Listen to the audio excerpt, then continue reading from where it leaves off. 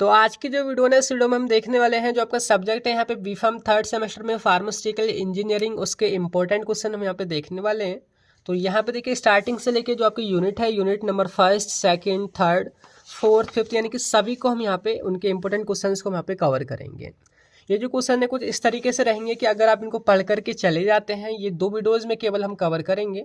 अगर आप इनको पढ़ करके चले जाते हैं आप यहाँ पे गारंटीड पास हो जाओगे। तो समझते हैं कैसे।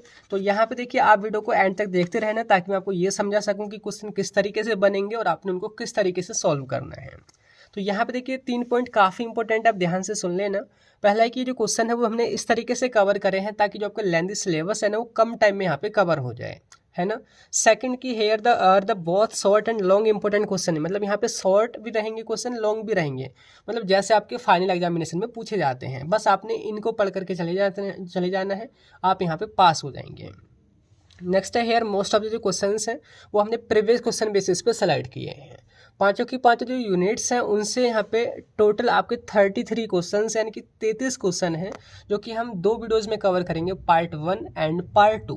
तो यहाँ पे देखिए यूनिट फर्स्ट सेकंड को हम जो है एक वीडियो में कवर कर लेंगे, बाकी unit third and fourth and fifth को हम एक दूसरे पार्ट में यानी कि पार्ट 2 में कवर कर लेंगे। तो इनका जो सभी का सॉल्यूशन है ना वो आपको फार्मेसी वाला ऐप पर मिलेगा, जहाँ पे आपको लेक्चर्स भी मिलेंगे, दोनों वीडियोस मिलेंगी, इसके अलावा नोट्स भी मिलेंगे, एकदम प्रॉपर टॉपिक वाइज नोट्स भी मिल जाएंगे। और ऐसे इंपॉर्टेंट क्वेश्चंस ये जो सारे यहाँ पे लिखे हुए हैं, ये सारे के सारे जो इंपॉर्टेंट क्वेश्चंस हैं इनका एकदम सॉल्यूशन आपको मिल जाएगा PDF फॉर्म में। अब आपने क्या करना होगा उसके लिए, तो आपने सिंपली जो है प्ले स्टोर पर सर्च करना है फार्मेसी वाला, आपने जो है ऐप को डाउनलोड कर लेना है।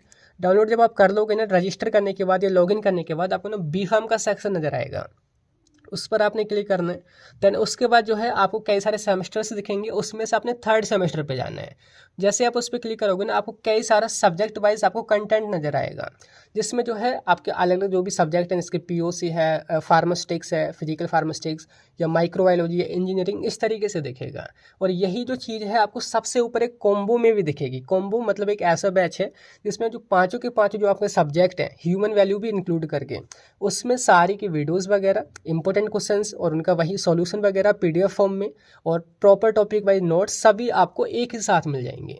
अब यही जो चीज़ है सेपरेटली भी सब्जेक्ट टू सब्जेक्ट आपको मिल जाएगी, मतलब जो कंटेंट कॉम्बो में है वो आपको सेपरेट भी मिल जाएगा। तो आपको जैसे भी ज्वाइन करना है वहाँ पे जा करके ज्वाइन कर सकते हैं, ठीक है। अब मैं यहाँ पे आपको बताता हूँ कि क्वेश्चन कैसे आपने सॉल्व करने हैं। बाकी उससे पहले गाइज, मेरा नाम है सहरुद्दीन खान और आप देख रहे हैं अपने यूट्यूब चैनल फार्मेसी वाला। तो यहाँ पे देखिए सबसे पहले जो क्वेश्चन आपका वो यही रहेगा कि डिफाइन फार्मास्यूटिकल इंजीनियरिंग, जो कि शॉर्ट में 2 मार्क्स में आ भी सकता है।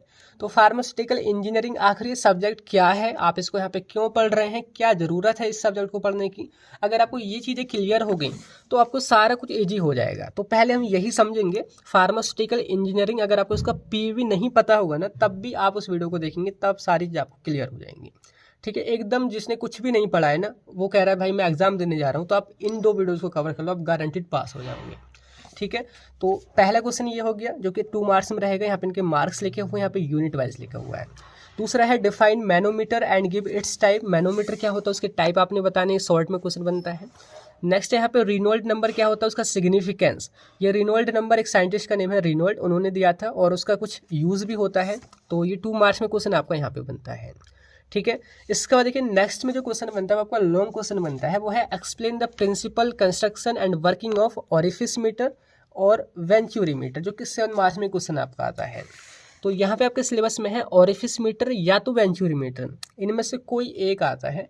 उसका प्रिंसिपल, उसकी construction, working, use, merit, demerit यानी कि एडवांटेज डिसएडवांटेज, ये आपने यहाँ पे कवर करने हैं, ठीक है। अगर आप उन वीडियोस को नहीं देखते हैं तो आप इनको खुद भी सॉल्व कर सकते हैं। ये आपके पास मेरी तरफ से इंपॉर्टेंट क्वेश्चन है, आप इनको पढ़कर जाओगे गारंटीड पास हो जाओगे, ठीक है। बाकी यहाँ पे देखिए दूसरा नेक्स्ट जो क्वेश्चन आपका बनेगा वो है define size reduction and explain attrition and impact. Size reduction क्या है और साइज रिडक्शन जो कि ना कई सारे मैकेनिज्म है, उनमें से 2 मैकेनिज्म है, एट्रिशन, इम्पैक्ट, वो आपने यहाँ पे बताने शॉर्ट में।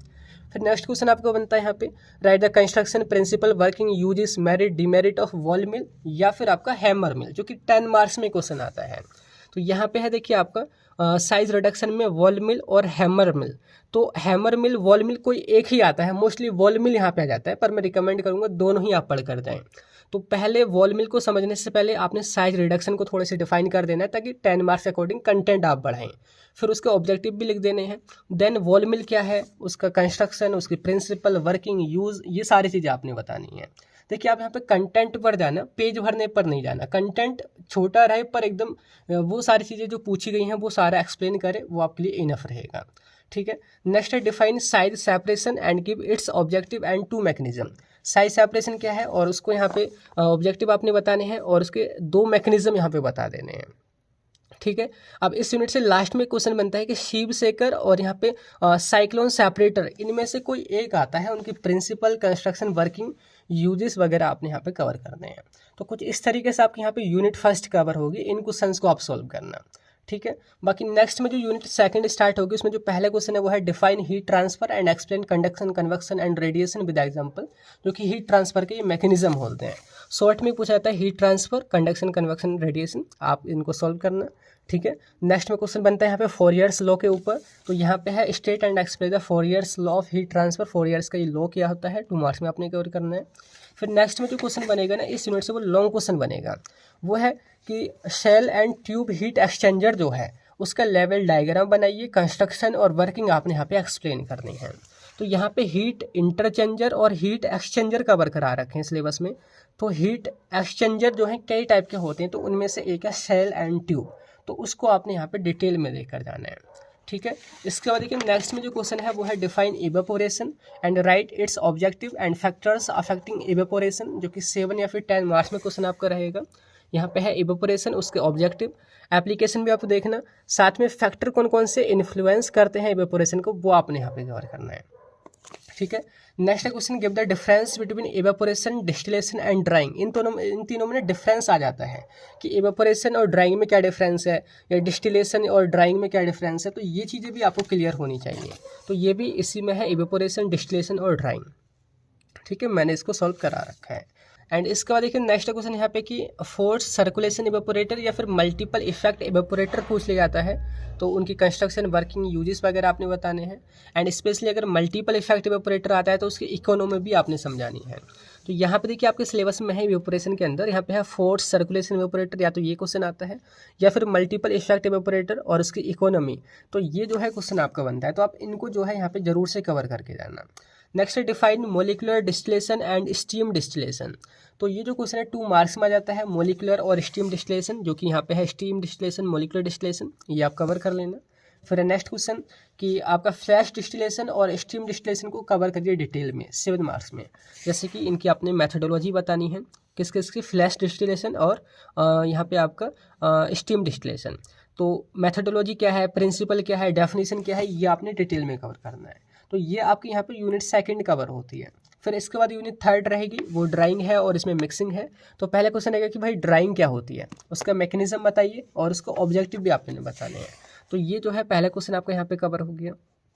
दूसरा क्वेश्चन शॉर्ट में ही रहेगा, वो है ईएमसी क्या होता है, यानी कि इक्विलिब्रियम मॉइस्चर कंटेंट क्या होता है, उसके एप्लीकेशन क्या है, ये भी हमने करा रखा है।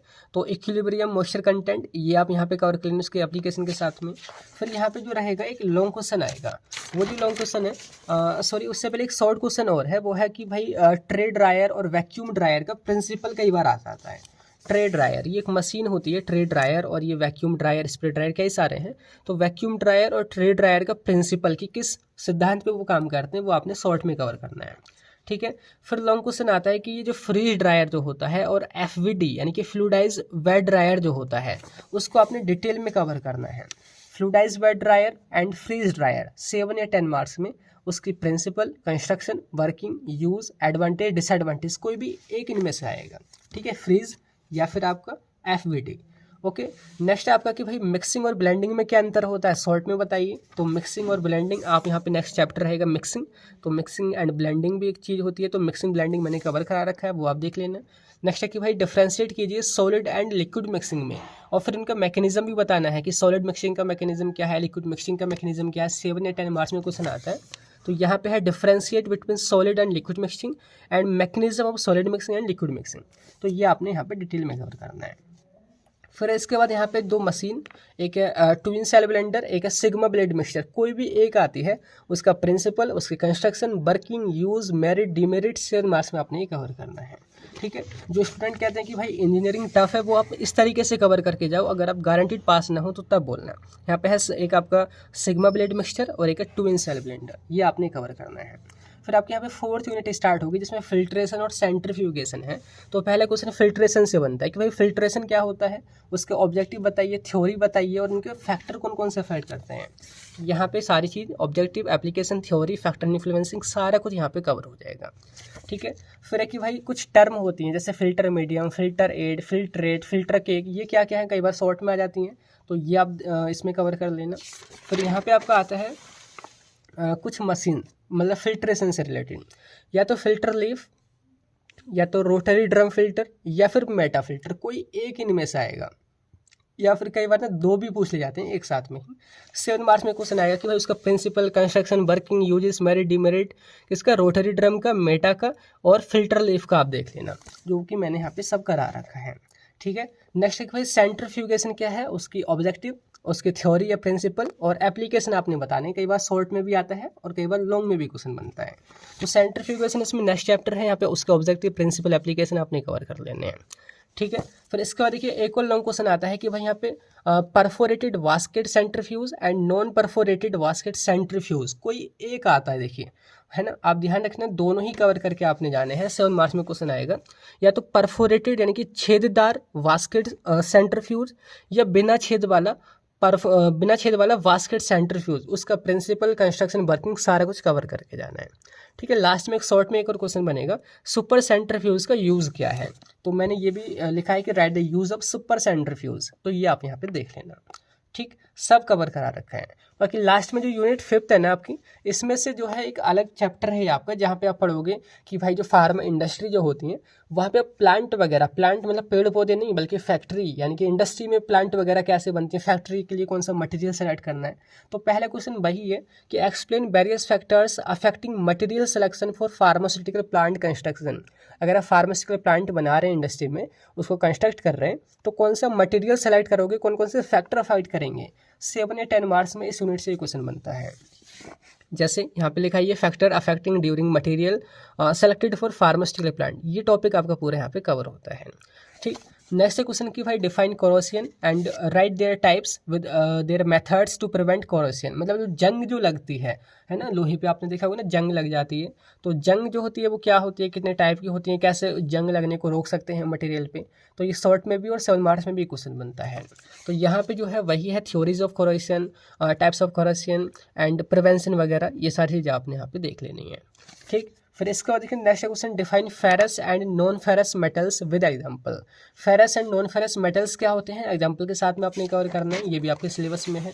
एंड लास्ट में है कि भाई इनऑर्गेनिक, यहाँ पे बताने की name the material comes under inorganic and organic non metal, मतलब उन मटेरियल के एग्जांपल बताने हैं जो इनऑर्गेनिक, नॉन मेटल और ऑर्गेनिक नॉन मेटल के अंडर आते हैं। तो यहाँ पे वही है आपका सारा कुछ, देखो पहले ferrous and non ferrous cover कर लेना है, फिर inorganic and organic non metals को कवर कर लेना है। तो कुछ इस तरीके से टोटल आपके 33 क्वेश्चंस हैं। जो स्टूडेंट ये बोल रहे हैं कि मेरे को डर लग रहा है भाई फार्मास्यूटिकल इंजीनियरिंग में बैक ना आ जाए, वो ना हो जाए, ये ना हो जाए, आप इन क्वेश्चंस को पढ़ कर जाओ, सोल्यूशन के साथ PDF भी है आपको, वीडियो भी है, आप यहाँ पे गारंटेड पास हो गए। ठीक है, तो यही था आज की इस वीडियो में, बाकी मिलते हैं फिर किसी नेक्स्ट वीडियो में, नेक्स्ट किसी सब्जेक्ट में, तब तक के लिए bye bye, thank you, have a nice day.